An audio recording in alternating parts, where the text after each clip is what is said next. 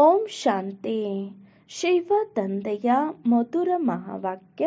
ಮುರುಳಿಯ ದಿನಾಂಕ 4/1/2024. ಪ್ರಾತಃ ಮುರುಳಿ ಬಾಪ್ದಾದ ಮಧುಬನ. ಮಧುರ ಮಕ್ಕಳೇ, ಮುಖ್ಯವಾದದ್ದು ನೆನಪಿನ ಯಾತ್ರೆಯಾಗಿದೆ. ನೆನಪಿನಿಂದಲೇ ಆಯಸ್ಸು ಹೆಚ್ಚುವುದು, ವಿಕರ್ಮ ವಿನಾಶವಾಗುವುದು. ನೆನಪಿನಲ್ಲಿರುವವರ ಸ್ಥಿತಿ, ಮಾತು, ನಡತೆ ಬಹಳ ಫಸ್ಟ್ ಕ್ಲಾಸ್ ಆಗಿರುವುದು. ಮಧುರ ಮಕ್ಕಳೇ, ಮುಖ್ಯವಾದದ್ದು ನೆನಪಿನ ಯಾತ್ರೆಯಾಗಿದೆ. ನೆನಪಿನಿಂದಲೇ ಆಯಸ್ಸು ಹೆಚ್ಚುವುದು, ವಿಕರ್ಮ ವಿನಾಶವಾಗುವುದು. ನೆನಪಿನಲ್ಲಿರುವವರ ಸ್ಥಿತಿ, ಮಾತು, ನಡತೆ ಬಹಳ ಫಸ್ಟ್ ಕ್ಲಾಸ್ ಆಗಿರುವುದು. ಪ್ರಶ್ನೆ: ನೀವು ಮಕ್ಕಳಿಗೆ ದೇವತೆಗಳಿಗಿಂತಲೂ ಹೆಚ್ಚು ಖುಷಿ ಇರಬೇಕು. ಏಕೆ? ನೀವು ಮಕ್ಕಳಿಗೆ ದೇವತೆಗಳಿಗಿಂತಲೂ ಹೆಚ್ಚು ಖುಷಿ ಇರಬೇಕು. ಏಕೆ? ಉತ್ತರ: ಏಕೆಂದರೆ ಈಗ ನಿಮಗೆ ಬಹಳ ದೊಡ್ಡ ಲಾಟರಿ ಸಿಕ್ಕಿದೆ. ಭಗವಂತನೇ ನಿಮಗೆ ಓದಿಸುತ್ತಾರೆ. ಸತ್ಯಯುಗದಲ್ಲಿ ದೇವತೆಗಳಿಗೆ ದೇವತೆಗಳೇ ಓದಿಸುತ್ತಾರೆ. ಇಲ್ಲಿ ಮನುಷ್ಯರು ಮನುಷ್ಯರಿಗೆ ಓದಿಸುತ್ತಾರೆ. ಆದರೆ ನೀವಾತ್ಮರಿಗೆ ಸ್ವಯಂ ಪರಮಾತ್ಮನೇ ಓದಿಸುತ್ತಾರೆ. ನೀವೀಗ ಸ್ವದರ್ಶನ ಚಕ್ರಧಾರಿಗಳಾಗುತ್ತಿದ್ದೀರಿ. ನಿಮ್ಮಲ್ಲಿ ಸಂಪೂರ್ಣ ಜ್ಞಾನವಿದೆ. ದೇವತೆಗಳಲ್ಲಿ ಈ ಜ್ಞಾನವು ಇರುವುದಿಲ್ಲ. ಗೀತೆ: ಎದ್ದೇಳಿ ಪ್ರಿಯತಮೆಯರೇ, ಎದ್ದೇಳಿ, ನವಯುಗ ಬರಲಿದೆ.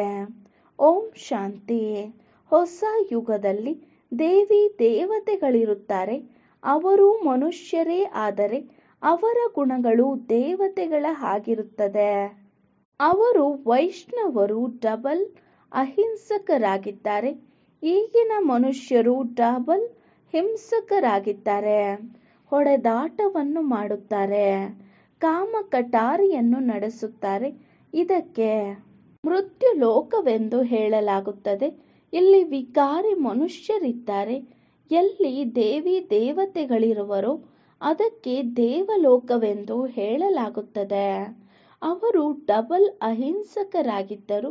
ಅವರ ರಾಜ್ಯವು ಇತ್ತು.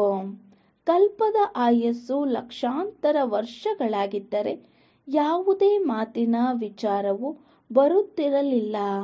ಇತ್ತೀಚೆಗೆ ಕಲ್ಪದ ಆಯಸ್ಸು ಸ್ವಲ್ಪ ಕಡಿಮೆ ಮಾಡುತ್ತಾ ಹೋಗುತ್ತಿದ್ದಾರೆ.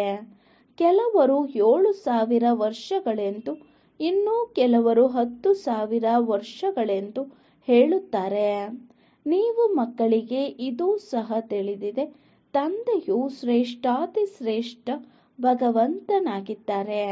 ಅವರ ಮಕ್ಕಳಾದ ನಾವು ಶಾಂತಿಧಾಮದಲ್ಲಿರುತ್ತೇವೆ. ನಾವು ಮಾರ್ಗ ತೋರಿಸುವಂತಹ ಮಾರ್ಗದರ್ಶಕರಾಗಿದ್ದೇವೆ.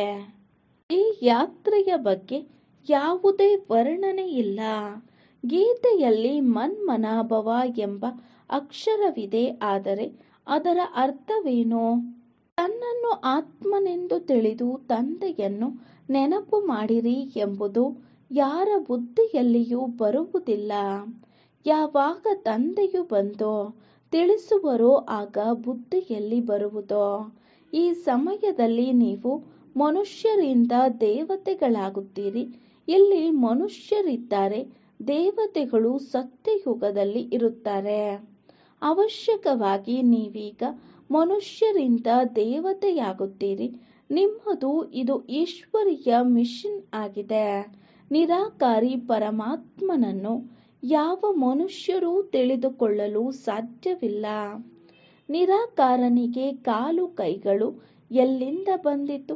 ಕೃಷ್ಣನಿಗೆ ಕೈ ಕಾಲು ಎಲ್ಲವೂ ಇದೆ. ಭಕ್ತಿ ಮಾರ್ಗದ ಎಷ್ಟೊಂದು ಶಾಸ್ತ್ರಗಳನ್ನು ಬರೆದಿದ್ದಾರೆ. ಈಗ ನೀವು ಮಕ್ಕಳ ಬಳಿ ಚಿತ್ರಗಳು ಬಹಳಷ್ಟಿವೆ. ಚಿತ್ರಗಳಿಂದ ಯಾವ ಚಿತ್ರದ ಬಗ್ಗೆ ಹೇಗೆ ತಿಳಿಸಬೇಕು ಎಂದು ನೆನಪಿಗೆ ಬರುತ್ತದೆ. ಮುಂದೆ ಇನ್ನೂ ಬಹಳಷ್ಟು ಚಿತ್ರಗಳಾಗುತ್ತಾ ಹೋಗುವವು. ಎಲ್ಲದಕ್ಕಿಂತ ಮೇಲೆ ಆತ್ಮರನ್ನು ತೋರಿಸಬೇಕು. ಅಲ್ಲಿ ಕೇವಲ ಆತ್ಮರೇ ಕಂಡು ಬರುವರು. ನಂತರ ಸೂಕ್ಷ್ಮವತನ ಅದಕ್ಕಿಂತಲೂ ಕೆಳಗಡೆ ಮನುಷ್ಯ ಲೋಕವನ್ನು ತೋರಿಸಿರಿ. ಮನುಷ್ಯರು ಹೇಗೆ ಕೊನೆಯಲ್ಲಿ ಬಂದು ಮತ್ತೆ ಮೇಲೇರುತ್ತಾರೆ ಇದನ್ನು ತೋರಿಸಿರಿ. ದಿನ ಪ್ರತಿದಿನ ಹೊಸ ಅನ್ವೇಷಣೆಗಳಾಗುತ್ತಾ ಹೋಗುವವೋ. ಈಗ ಎಷ್ಟು ಚಿತ್ರಗಳಿವೆಯೋ ಅಷ್ಟು ಸರ್ವಿಸ್ ಮಾಡಬೇಕಾಗಿದೆ. ಮುಂದೆ ಇಂತಿಂತಹ ಚಿತ್ರಗಳು ತಯಾರಾಗುವವೋ. ಯಾವುದರಿಂದ ಮನುಷ್ಯರು ಬಹುಬೇಗನೆ ತಿಳಿದುಕೊಳ್ಳುವರೋ. ವೃಕ್ಷವು ಬಹಳ ಬೇಗನೆ ವೃದ್ಧಿಯಾಗುತ್ತಾ ಹೋಗುವುದು. ಕಲ್ಪದ ಮೊದಲು ಯಾರು ಯಾವ ಪದವಿಯನ್ನು ಪಡೆದಿದ್ದರೋ, ಯಾವ ಫಲಿತಾಂಶವು ಹೊರಬಂದಿತೋ ಅದೇ ಬರುವುದು. ಕೊನೆಯಲ್ಲಿ ಬರುವವರು ಮಾಲೆಯ ಮಣಿಯಾಗುವುದಿಲ್ಲ ಎಂದಲ್ಲ, ಅವರೂ ಆಗುವರು. ನೌದ ಭಕ್ತಿಯವರು ರಾತ್ರಿ ಹಗಲು ಭಕ್ತಿಯಲ್ಲಿ ತೊಡಗಿಸುತ್ತಾರೆ. ಆಗ ಅವರಿಗೆ ಸಾಕ್ಷಾತ್ಕಾರವಾಗುತ್ತದೆ. ಹಾಗೆಯೇ ಇಲ್ಲಿಯೂ ಸಹ ಅಂಥವರು ಮುಂದೆ ಬರುವರು. ರಾತ್ರಿ ಹಗಲು ಪರಿಶ್ರಮ ಪಟ್ಟು ಪತಿತರಿಂದ ಪಾವನ ಆಗುವರು.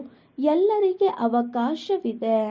ಕೊನೆಯಲ್ಲಿ ಯಾರೂ ಉಳಿದುಕೊಳ್ಳುವುದಿಲ್ಲ ಮತ್ತು ಯಾರೂ ಉಳಿದುಕೊಳ್ಳಲೂ ಬಾರದು. ನಾಟಕವೇ ಹೀಗೆ ಮಾಡಲ್ಪಟ್ಟಿದೆ. ಯಾರೂ ವಂಚಿತರಾಗುವುದಿಲ್ಲ. ಎಲ್ಲ ಕಡೆ ಸಂದೇಶ ಕೊಡಬೇಕಾಗಿದೆ. ಶಾಸ್ತ್ರಗಳಲ್ಲಿದೆ, ಒಬ್ಬರು ಮಾತ್ರವೇ ಉಳಿದುಕೊಂಡರು, ಅವರು ದೂರು ಕೊಟ್ಟರೆಂದು. ಮುಂದೆ ಈ ಚಿತ್ರಗಳು ಪತ್ರಿಕೆಗಳಲ್ಲಿಯೂ ಹಾಕಲ್ಪಡುವುದು. ನಿಮಗೂ ನಿಮಂತ್ರಣ ಸಿಗುತ್ತಿರುತ್ತದೆ. ತಂದೆಯು ಬಂದಿದ್ದಾರೆಂಬುದು ಎಲ್ಲರಿಗೆ ಅರ್ಥವಾಗುವುದು.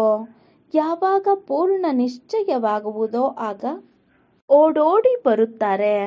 ಪ್ರಸಿದ್ಧಿ ಆಗುತ್ತಾ ಇರುತ್ತದೆ. ಸತ್ಯಯುಗಕ್ಕೆ ನವಯುಗವೆಂದು ಹೇಳಲಾಗುತ್ತದೆ.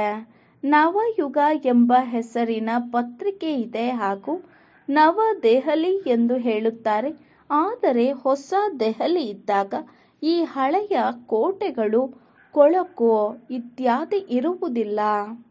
ಈಗಂತೂ ಪ್ರತಿಯೊಂದು ವಸ್ತು ಅಂಕುಡೊಂಕಾಗಿ ಬಿಟ್ಟಿದೆ.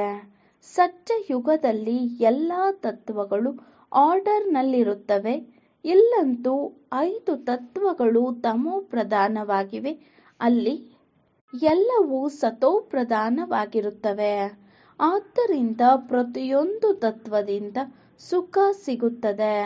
ದುಃಖದ ಹೆಸರೂ ಇರುವುದಿಲ್ಲ. ಅದರ ಹೆಸರೇ ಆಗಿದೆ ಸ್ವರ್ಗ. ಇವೆಲ್ಲ ಮಾತುಗಳನ್ನು ನೀವೀಗ ತಿಳಿದುಕೊಂಡಿದ್ದೀರಿ. ಅವಶ್ಯಕವಾಗಿ ನೀವೀಗ ತಮೋ ಪ್ರಧಾನರಾಗಿ ಬಿಟ್ಟಿದ್ದೇವೆ ಎಂದು ತಿಳಿದಿದ್ದೀರಿ. ಸತೋ ಪ್ರಧಾನರಾಗುವುದಕ್ಕೋಸ್ಕರ ಪುರುಷಾರ್ಥ ಮಾಡಿ ಗುರಿಯನ್ನು ತಲುಪಬೇಕಾಗಿದೆ. ಮತ್ತೆಲ್ಲವೂ ಅಂಧಕಾರದಲ್ಲಿ ಇರುವುದಾಗಿದೆ. ನಾವು ಬೆಳಕಿನಲ್ಲಿದ್ದೇವೆ. ನಾವು ಮೇಲೆ ಹೋಗುತ್ತಿದ್ದೇವೆ. ಮತ್ತೆಲ್ಲರೂ ಕೆಳಗಿಳಿಯುತ್ತಿದ್ದಾರೆ. ಇದೆಲ್ಲ ವಿಚಾರ ಸಾಗರ ಮಂಥನವನ್ನು ನೀವು ಮಕ್ಕಳೇ ಮಾಡಬೇಕಾಗಿದೆ. ಶಿವ ತಂದೆಯು ಕಲಿಸಿಕೊಡುವಂತಹವರಾಗಿದ್ದಾರೆ. ಅವರಂತೂ ಮಂಥನ ಮಾಡುವುದಿಲ್ಲ. ಈ ಬ್ರಹ್ಮ ತಂದೆಯು ಜ್ಞಾನದ ಮಂಥನ ಮಾಡಬೇಕಾಗುತ್ತದೆ. ನೀವೆಲ್ಲರೂ ವಿಚಾರ ಸಾಗರ ಮಂಥನ ಮಾಡಿ ತಿಳಿಸುತ್ತೀರಿ. ಕೆಲವರಿಗಂತೂ ಮಂಥನ ನಡೆಯುವುದೇ ಇಲ್ಲ. ಹಳೆಯ ಪ್ರಪಂಚವೇ ನೆನಪಿಗೆ ಬರುತ್ತದೆ. ತಂದೆಯು ತಿಳಿಸುತ್ತಾರೆ, ಹಳೆಯ ಪ್ರಪಂಚವನ್ನು ಒಮ್ಮೆಲೆ ಮರೆತು ಹೋಗಿರಿ. ಆದರೆ ತಂದೆಗೆ ಗೊತ್ತಿದೆ. ನಂಬರ್ ವಾರ್ ಪುರುಷಾರ್ಥದ ಅನುಸಾರ ರಾಜಧಾನಿಯು ಸ್ಥಾಪನೆಯಾಗುತ್ತಿದೆ. ತಂದೆಯು ತಿಳಿಸುತ್ತಾರೆ, ನಾನು ಬಂದು ರಾಜಧಾನಿಯನ್ನು ಸ್ಥಾಪನೆ ಮಾಡಿ ಎಲ್ಲರನ್ನೂ ಹಿಂತಿರುಗಿ ಕರೆದುಕೊಂಡು ಹೋಗುತ್ತೇನೆ. ಅವರಂತೂ ಕೇವಲ ತಮ್ಮ ತಮ್ಮ ಧರ್ಮ ಸ್ಥಾಪನೆ ಮಾಡುತ್ತಾರೆ. ಅವರ ಹಿಂದೆ ಅವರ ಧರ್ಮದವರು ಬರುತ್ತಿರುತ್ತಾರೆ. ಅವರದೇನು ಮಹಿಮೆ ಮಾಡುತ್ತೀರಿ? ಮಹಿಮೆಯು ನಿಮ್ಮದಾಗಿದೆ. ಆದಿ ಸನಾತನ ದೇವಿ ದೇವತಾ ಧರ್ಮವನ್ನೇ ಹೀರೋ ಹೀರೋಯಿನ್ ಎಂದು ಧರ್ಮದವರಿಗೆ ಹೇಳಲಾಗುತ್ತದೆ. ಅಂದರೆ ವಜ್ರ ಸಮಾನ ಜನ್ಮ ಮತ್ತು ಕವಡೆಯಂತಹ ಜನ್ಮವೆಂದು ನಿಮಗಾಗಿಯೇ ಗಾಯನವಿದೆ. ನಂತರ ನೀವು ಕೊನೆಯಲ್ಲಿ ಮೇಲಿನಿಂದ ಕೆಳಗಿಳಿದು ಬಂದು ಬಿಡುತ್ತೀರಿ. ಅಂದ ಮೇಲೆ ಈ ಸಮಯದಲ್ಲಿ ನೀವು ಮಕ್ಕಳಿಗೆ ದೇವತೆಗಳಿಗಿಂತಲೂ ಹೆಚ್ಚು ಖುಷಿ ಇರಬೇಕು. ಏಕೆಂದರೆ ನಿಮಗೆ ಲಾಟರಿ ಸಿಕ್ಕಿದೆ. ಈಗ ನಿಮಗೆ ಭಗವಂತ ಓದಿಸುತ್ತಾರೆ. ಅಲ್ಲಂತೂ ದೇವತೆಗಳಿಗೆ ಓದಿಸುತ್ತಾರೆ. ಇಲ್ಲಿ ಮನುಷ್ಯರಿಗೆ ಮನುಷ್ಯರೇ ಓದಿಸುತ್ತಾರೆ. ಹಾಗೂ ನೀವಾತ್ಮರಿಗೆ ಪರಮಪಿತ ಪರಮಾತ್ಮನೇ ಓದಿಸುತ್ತಾರೆ. ಅಂತರವಾಯಿತಲ್ಲವೇ? ನೀವು ಬ್ರಾಹ್ಮಣರು ರಾಮರಾಜ್ಯ ಹಾಗೂ ರಾವಣ ರಾಜ್ಯ ತಿಳಿದುಕೊಂಡಿದ್ದೀರಿ. ನೀವೀಗ ಎಷ್ಟು ಶ್ರೀಮತದಂತೆ ನಡೆಯುವಿರೋ ಅಷ್ಟು ಶ್ರೇಷ್ಠ ಪದವಿಯನ್ನು ಪಡೆಯುತ್ತೀರಿ. ಅಜ್ಞಾನ ಕಾಲದಲ್ಲಿ ಏನು ಮಾಡಿದರೂ ಅದು ಉಲ್ಟಾ ಆಗುತ್ತದೆ. ಬಾಲ್ಯದಲ್ಲಿ ಬುದ್ಧಿ ಬೆಳವಣಿಗೆಯಾಗುವುದಿಲ್ಲ. ನಂತರ ಬುದ್ಧಿಯು ಪ್ರೌಢವಾಗುತ್ತದೆ. 16-17 ವರ್ಷಗಳ ನಂತರ ನಿಶ್ಚಿತಾರ್ಥವಾಗುತ್ತದೆ. ಇತ್ತೀಚೆಗಂತೂ ಬಹಳ ಕೊಳಕಿದೆ. ಮಡಿಲಲ್ಲಿರುವ ಮಗುವು ಅಂದರೆ ಆ ಮಗುವಿಗೂ ನಿಶ್ಚಿತಾರ್ಥ ಮಾಡಿಸಿ ಬಿಡುತ್ತಾರೆ. ನಂತರ ಕೊಟ್ಟು ತೆಗೆದುಕೊಳ್ಳುವುದನ್ನು ಆರಂಭಿಸಿ ಬಿಡುತ್ತಾರೆ. ಸತ್ಯಯುಗದಲ್ಲಿ ವಿವಾಹವೂ ಸಹ ಎಷ್ಟು ರಾಯಲ್ ಆಗಿರುತ್ತದೆ. ನೀವು ಎಲ್ಲವನ್ನೂ ಸಾಕ್ಷಾತ್ಕಾರದಲ್ಲಿ ನೋಡಿದ್ದೀರಿ. ಎಷ್ಟು ಮುಂದುವರಿಯುತ್ತಾ ಹೋಗುತ್ತೀರೋ ನೀವು ಎಲ್ಲವನ್ನೂ ಸಾಕ್ಷಾತ್ಕಾರ ಮಾಡುತ್ತೀರಿ. ಒಳ್ಳೆಯ ಫಸ್ಟ್ ಕ್ಲಾಸ್ ಯೋಗಿ ಮಕ್ಕಳ ಆಯಸ್ಸು ಹೆಚ್ಚುತ್ತಾ ಹೋಗುವುದು. ತಂದೆಯು ತಿಳಿಸುತ್ತಾರೆ, ಯೋಗದಿಂದ ತಮ್ಮ ಆಯಸ್ಸನ್ನು ಹೆಚ್ಚಿಸಿಕೊಳ್ಳಿರಿ. ನಾವು ಯೋಗದಲ್ಲಿ ಬಹಳ ಹಿಂದುಳಿದಿದ್ದೇವೆ. ನೆನಪಿನಲ್ಲಿರಲು ಬಹಳ ತಲೆ ಕೆಡಿಸಿಕೊಂಡರೂ ಇರಲು ಆಗುವುದಿಲ್ಲ. ಪದೇ ಪದೇ ಮರೆತು ಹೋಗುತ್ತೇವೆ ಎಂದು ಮಕ್ಕಳು ತಿಳಿದುಕೊಳ್ಳುತ್ತಾರೆ. ವಾಸ್ತವದಲ್ಲಿ ಇಲ್ಲಿರುವವರ ಚಾರ್ಟ್ ಬಹಳ ಚೆನ್ನಾಗಿರಬೇಕು. ಹೊರಗಡೆಯಂತೂ ಉದ್ಯೋಗ ವ್ಯವಹಾರಗಳ ಜಂಜಾಟದಲ್ಲಿರುತ್ತಾರೆ. ತಂದೆಯನ್ನು ನೆನಪು ಮಾಡುತ್ತಾ ಮಾಡುತ್ತಾ ಇಲ್ಲಿಯೇ ನೀವು ಸತೋಪ್ರಧಾನರಾಗಬೇಕಾಗಿದೆ. ಕೊನೆ ಪಕ್ಷ ಭೋಜನವನ್ನು ತಯಾರಿಸುತ್ತಾ ಕೆಲಸ ಕಾರ್ಯಗಳನ್ನು ಮಾಡುತ್ತಾ 8 ಗಂಟೆಗಳಾದರೂ ನನ್ನನ್ನು ನೆನಪು ಮಾಡಿರಿ. ಆಗ ಅಂತ್ಯದಲ್ಲಿ ಕರ್ಮಾತೀತ ಸ್ಥಿತಿಯಾಗುವುದು. ನಾನು 6-8 ಗಂಟೆಗಳು ಯೋಗದಲ್ಲಿರುತ್ತೇನೆ ಎಂದು ಯಾರಾದರೂ ಹೇಳಿದರೆ ಅದನ್ನು ತಂದೆಯು ಒಪ್ಪುವುದಿಲ್ಲ.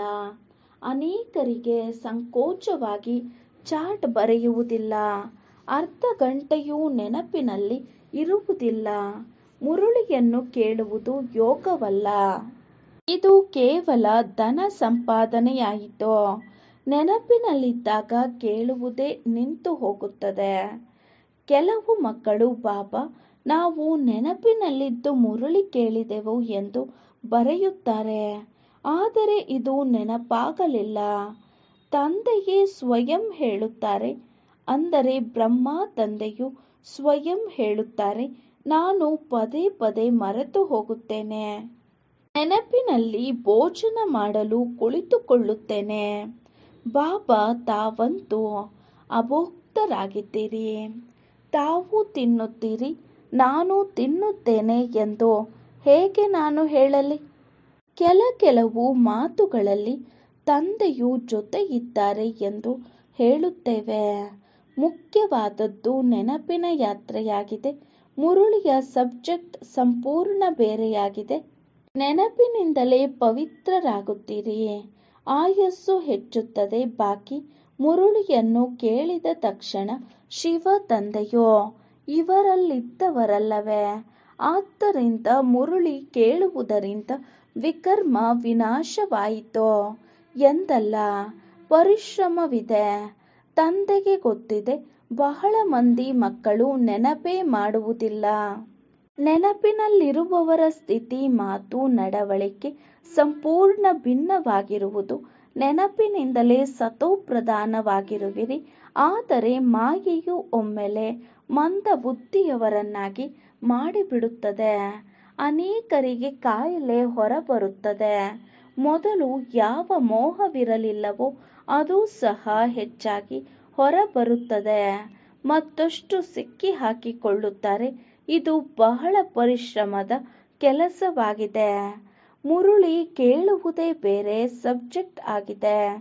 ಇದು ಕೇವಲ ಧನ ಸಂಪಾದನೆಯ ಮಾತಾಗಿದೆ. ಇದರಲ್ಲಿ ಆಯಸ್ಸು ಹೆಚ್ಚಾಗುವುದಿಲ್ಲ, ಪಾವನರಾಗುವುದಿಲ್ಲ, ವಿಕರ್ಮ ವಿನಾಶವಾಗುವುದಿಲ್ಲ. ಮುರುಳಿಯನ್ನಂತೂ ಅನೇಕರು ಕೇಳುತ್ತಾರೆ, ಮತ್ತೆ ಹೋಗಿ ವಿಕಾರಗಳಲ್ಲಿ ಬೀಳುತ್ತಿರುತ್ತಾರೆ. ಸತ್ಯವನ್ನು ತಿಳಿಸುವುದಿಲ್ಲ. ತಂದೆಯು ಹೇಳುತ್ತಾರೆ, ಪವಿತ್ರರಾಗಿ ಇರದಿದ್ದರೆ ಇಲ್ಲಿಗೇಕೆ ಬರುತ್ತೀರಿ ಎಂದು. ಬಾಬಾ, ನಾನು ಅಜಾಮಿಳ್ಳರಾಗಿದ್ದೇನೆ. ಇಲ್ಲಿ ಬಂದಾಗಲೇ ಪಾವನವಾಗುವೆನು. ಇಲ್ಲಿ ಬರುವುದರಿಂದ ಸ್ವಲ್ಪ ಸುಧಾರಣೆಯಾಗುವುದು. ಇಲ್ಲದಿದ್ದರೆ ಎಲ್ಲಿ ಹೋಗುವುದು? ಮಾರ್ಗವಂತೂ ಇದೇ ಆಗಿದೆ ಎಂದು ಹೇಳತೊಡಗುತ್ತಾರೆ. ಇಂತಿಂತಹವರು ಬರುತ್ತಾರೆ. ಒಂದಲ್ಲ ಒಂದು ಸಮಯದಲ್ಲಿ ಅವರಿಗೆ ಬಾಣವು ನಾಟುವುದು. ತಂದೆಯು ಇಲ್ಲಿಗಾಗಿಯೇ ಹೇಳುತ್ತಾರೆ, ಇಲ್ಲಿ ಯಾರೂ ಅಪವಿತ್ರರು ಬರಬಾರದು. ಇದಂತೂ ಇಂದ್ರ ಸಭೆಯಾಗಿದೆ. ಇಲ್ಲಿಯವರೆಗೂ ಬಂದು ಬಿಡುತ್ತಿದ್ದರು. ಆದರೆ ಒಂದು ದಿನ ಇದನ್ನು ಕಾಯಿದೆ ಮಾಡಲಾಗುವುದು. ಎಲ್ಲಿಯವರೆಗೆ ಪಕ್ಕಾ ಆಗುವುದಿಲ್ಲವೋ ಅಲ್ಲಿಯವರೆಗೆ ಪ್ರವೇಶವಿಲ್ಲ. ಇದರಿಂದ ತಿಳಿದುಕೊಳ್ಳುತ್ತಾರೆ, ಇದು ಇಂತಹ ಸಂಸ್ಥೆಯಾಗಿದೆ. ಅಪವಿತ್ರರು ಒಳಗೆ ಹೋಗಲು ಸಾಧ್ಯವಿಲ್ಲ. ಇದು ಯಾರ ಸಭೆಯಾಗಿದೆ ಎಂಬುದನ್ನು ನೀವು ತಿಳಿದುಕೊಂಡಿದ್ದೀರಿ.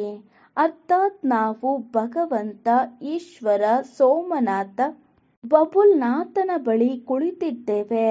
ಅವರೇ ಪಾವನರನ್ನಾಗಿ ಮಾಡುವವರಾಗಿದ್ದಾರೆ. ಈಗ ಕೊನೆಯಲ್ಲಿ ಅನೇಕರು ಬಂದು ಬಿಡುತ್ತಾರೆ. ಆಗ ಯಾರೂ ಇಲ್ಲಿ ತೊಂದರೆ ಕೊಡಲು ಸಾಧ್ಯವಿಲ್ಲ.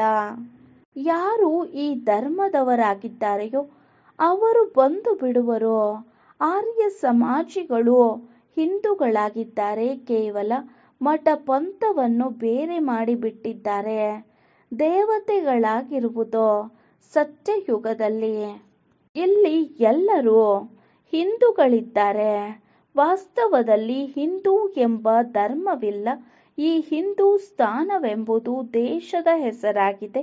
ನೀವು ಮಕ್ಕಳು ಏಳುತ್ತಾ, ಕುಳಿತುಕೊಳ್ಳುತ್ತಾ, ನಡೆದಾಡುತ್ತಾ ಸ್ವದರ್ಶನ ಚಕ್ರಧಾರಿಗಳಾಗಿರಬೇಕಾಗಿದೆ. ವಿದ್ಯಾರ್ಥಿಗೆ ವಿದ್ಯಾಭ್ಯಾಸದ ನೆನಪಿರಬೇಕಲ್ಲವೇ? ಇಡೀ ಚಕ್ರವು ಬುದ್ಧಿಯಲ್ಲಿದೆ.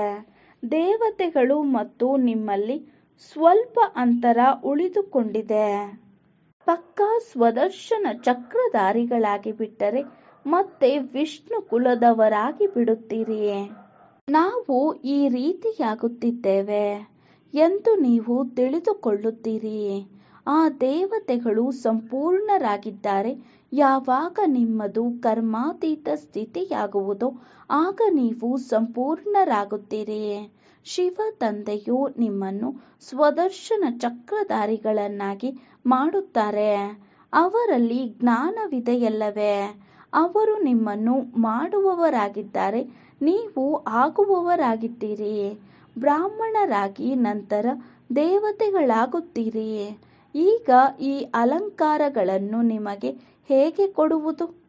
ಈಗಿನ್ನೂ ನೀವು ಪುರುಷಾರ್ಥಿಗಳಾಗಿದ್ದೀರಿ. ನಂತರ ನೀವೇ ವಿಷ್ಣುವಿನ ಕುಲದವರಾಗುತ್ತೀರಿ. ಸತ್ಯಯುಗವು ವೈಷ್ಣವ ಕುಲವಲ್ಲವೇ? ಅಂದ ಮೇಲೆ ಈ ರೀತಿಯಾಗಬೇಕಾಗಿದೆ. ನೀವು ಬಹಳ ಮಧುರರಾಗಬೇಕು. ಅಂತಿಂತಹ ಶಬ್ದಗಳನ್ನು ಮಾತನಾಡುವುದಕ್ಕಿಂತಲೂ ಸುಮ್ಮನಿರುವುದೇ ಒಳ್ಳೆಯದು. ಒಂದು ದೃಷ್ಟಾಂತವಿದೆ. ಇಬ್ಬರು ಹೊಡೆದಾಡುತ್ತಿದ್ದರು. ಸನ್ಯಾಸಿ ಹೇಳಿದರು, ಬಾಯಲ್ಲಿ ಉಂಗುರವನ್ನು ಹಾಕಿಕೊಳ್ಳಿರಿ ಎಂದು ತೆಗೆಯಬಾರದು. ಇದರಿಂದ ಪ್ರತ್ಯುತ್ತರ ಕೊಡುವುದಿಲ್ಲ. 5 ವಿಕಾರಗಳನ್ನು ಗೆಲ್ಲುವುದು ಚಿಕ್ಕಮ್ಮನ ಮನೆಯಂತಲ್ಲ. ಕೆಲವರಂತೂ ತಮ್ಮ ಅನುಭವವನ್ನು ತಿಳಿಸುತ್ತಾರೆ. ನಮ್ಮಲ್ಲಿ ಬಹಳ ಕ್ರೋಧವಿತ್ತು, ಈಗ ಬಹಳ ಕಡಿಮೆಯಾಗಿ ಬಿಟ್ಟಿದೆ. ಬಹಳ ಮಧುರರಾಗಬೇಕಾಗಿದೆ. ನಿನ್ನೆ ತಾನೇ ನೀವು ಈ ದೇವತೆಗಳ ಗುಣಗಳನ್ನು ಹಾಡುತ್ತಿದ್ದಿರಿ. ಇಂದು ನಾವೇ ಈ ರೀತಿಯಾಗುತ್ತಿದ್ದೇವೆ. ನೀವೀಗ ತಿಳಿದುಕೊಂಡಿದ್ದೀರಿ.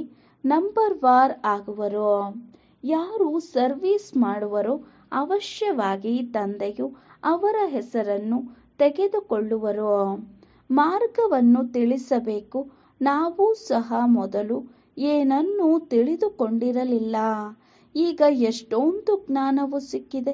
ಯಾರು ಚೆನ್ನಾಗಿ ಧಾರಣೆ ಮಾಡುವುದಿಲ್ಲವೋ ಅವರ ರಿಪೋರ್ಟ್ಸ್ ಬರುತ್ತದೆ. ಬಾಬಾ, ಇವರಲ್ಲಂತೂ ಬಹಳ ಕ್ರೋಧವಿದೆ. ತಂದೆಯು ತಿಳಿಸುತ್ತಾರೆ, ಇವರು ಆತ್ಮಿಕ ಸೇವೆ ಮಾಡಲು ಆಗದಿದ್ದರೆ ಸ್ಥೂಲ ಸೇವೆಯನ್ನಾದರೂ ಮಾಡಲಿ. ಬಾಬಾರವರ ನೆನಪಿನಲ್ಲಿದ್ದು ಸರ್ವಿಸ್ ಮಾಡುವುದು ಅಹೋ ಸೌಭಾಗ್ಯವಾಗಿದೆ. ಒಬ್ಬರು ಇನ್ನೊಬ್ಬರಿಗೆ ನೆನಪು ತರಿಸುತ್ತಾ ಇರಿ. ನೆನಪಿನಿಂದ ಬಹಳ ಬಲ ಸಿಗುವುದು. ನೆನಪು ಮಾಡುವಂತಹವರು ಚಾರ್ಟ್ ಇಡಬೇಕು. ಚಾರ್ಟ್ನಿಂದ ತಿಳಿಯಲಾಗುತ್ತದೆ. ಪ್ರತಿಯೊಬ್ಬರಿಗೆ ತಂದೆಯು ಎಚ್ಚರಿಕೆಯನ್ನು ಕೊಡುತ್ತಿರುತ್ತಾರೆ. ವಿಶ್ವದಲ್ಲಿ ಶಾಂತಿಯನ್ನು ಬಹಳ ಬೇಡುತ್ತಾರೆ. ಅವಶ್ಯಕವಾಗಿ ಒಂದು ಸಮಯದಲ್ಲಿ ವಿಶ್ವದಲ್ಲಿ ಶಾಂತಿ ಇತ್ತು. ಸತ್ಯಯುಗದಲ್ಲಿ ಅಶಾಂತಿಯ ಯಾವುದೇ ಮಾತಿಲ್ಲ. ಮಧುರ ತಂದೆಯ ಮಧುರ ಮಕ್ಕಳು ಇಡೀ ವಿಶ್ವವನ್ನು ಮಧುರವನ್ನಾಗಿ ಮಾಡುತ್ತಾರೆ. ಈಗ ಮಧುರತೆ ಎಲ್ಲಿದೆ? ಈಗಂತೂ ಎಲ್ಲಿ ನೋಡಿದರೂ ಮೃತ್ಯುವೇ ಮೃತ್ಯುವಿದೆ. ಈ ಆಟವು ಅನೇಕ ಬಾರಿ ಆಗಿದೆ ಮತ್ತು ಆಗುತ್ತಲೇ ಇರುತ್ತದೆ. ಅಂತ್ಯವಾಗಲು ಸಾಧ್ಯವಿಲ್ಲ. ಚಕ್ರವು ಸುತ್ತುತ್ತಿರುತ್ತದೆ. ಒಳ್ಳೆಯದು. ಮಧುರಾತಿ ಮಧುರ ಅಗಲಿ ಹೋಗಿ ಮರಳಿ ಸಿಕ್ಕಿರುವಂತಹ ಮಕ್ಕಳಿಗೆ ಪ್ರೀತಿಯ ಮಾತಾಪಿತ ಬಾಪ್ದಾದಾರವರ ನೆನಪು, ಪ್ರೀತಿ ಹಾಗೂ ಸುಪ್ರಭಾತ. ಆತ್ಮೀಯ ಮಕ್ಕಳಿಗೆ ಆತ್ಮೀಯ ತಂದೆಯ ನಮಸ್ತೆ. ನಾವು ಆತ್ಮೀಯ ಮಕ್ಕಳ ಆತ್ಮೀಯ ತಂದೆಗೆ ನಮಸ್ತೆ ನಮಸ್ತೆ ನಮಸ್ತೆ. ಧಾರಣೆಗಾಗಿ ಮುಖ್ಯ ಸಾರ. ಫಸ್ಟ್ ಪಾಯಿಂಟ್, ವಿಕರ್ಮ ವಿನಾಶ ಮಾಡಲು ಮತ್ತು ಆಯಸ್ಸನ್ನು ಹೆಚ್ಚಿಸಿಕೊಳ್ಳಲು ನೆನಪಿನ ಯಾತ್ರೆಯಲ್ಲಿ ಅವಶ್ಯಕವಾಗಿ ಇರಬೇಕಾಗಿದೆ. ನೆನಪಿನಿಂದಲೇ ಪಾವನರಾಗುತ್ತೀರಿ. ಆದ್ದರಿಂದ ಕೊನೆ ಪಕ್ಷ 8 ಗಂಟೆ ನೆನಪಿನ ಚಾರ್ಟ್ ಮಾಡಬೇಕು. ಸೆಕೆಂಡ್ ಪಾಯಿಂಟ್, ದೇವತೆಗಳ ಸಮಾನ ಮಧುರರಾಗಬೇಕಾಗಿದೆ. ಅಂತಿಂತಹ ಶಬ್ದಗಳ ಮಾತುಗಳ ಬದಲಾಗಿ ಮಾತನಾಡದಿರುವುದು ಒಳ್ಳೆಯದು. ಆತ್ಮಿಕ ಹಾಗೂ ಸ್ಥೂಲ ಸೇವೆ ಮಾಡುತ್ತಾ ತಂದೆಯ ನೆನಪಿನಲ್ಲಿದ್ದರೆ ಅಹೋ ಸೌಭಾಗ್ಯ. ವರದಾನ: ಸೇವೆಯಲ್ಲಿರುತ್ತಾ ಕರ್ಮಾತೀತ ಸ್ಥಿತಿಯ ಅನುಭವ ಮಾಡುವಂತಹ ತಪಸ್ವಿ ಮೂರ್ತಿಗಳಾಗಿ. ಸೇವೆಯಲ್ಲಿರುತ್ತಾ ಕರ್ಮಾತೀತ ಸ್ಥಿತಿಯ ಅನುಭವ ಮಾಡುವಂತಹ ತಪಸ್ವಿ ಮೂರ್ತಿ ಆಗಿ. ವಿವರಣೆ: ಸಮಯ ಕಡಿಮೆ ಇದೆ ಮತ್ತು ಸೇವೆ ಇನ್ನೂ ಬಹಳ ಇದೆ. ಸೇವೆಯಲ್ಲಿಯೇ ಮಾಯೆ ಬರಲು ಆಸ್ಪದವಿರುವುದು. ಸೇವೆಯಲ್ಲಿಯೇ ಸ್ವಭಾವ ಸಂಬಂಧದ ವಿಸ್ತಾರವಾಗುವುದು. ಸ್ವಾರ್ಥವೂ ಸಹ ಸಮಾವೇಶವಾಗುವುದು.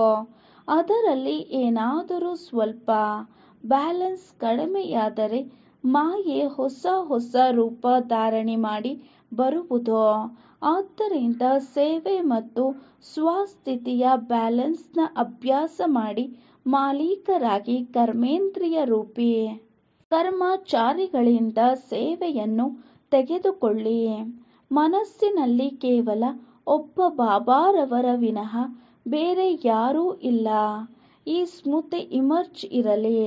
ಆಗ ಹೇಳಲಾಗುವುದು, ಕರ್ಮಾತೀತ ಸ್ಥಿತಿಯ ಅನುಭವಿ ತಪಸ್ವಿ ಮೂರ್ತಿ.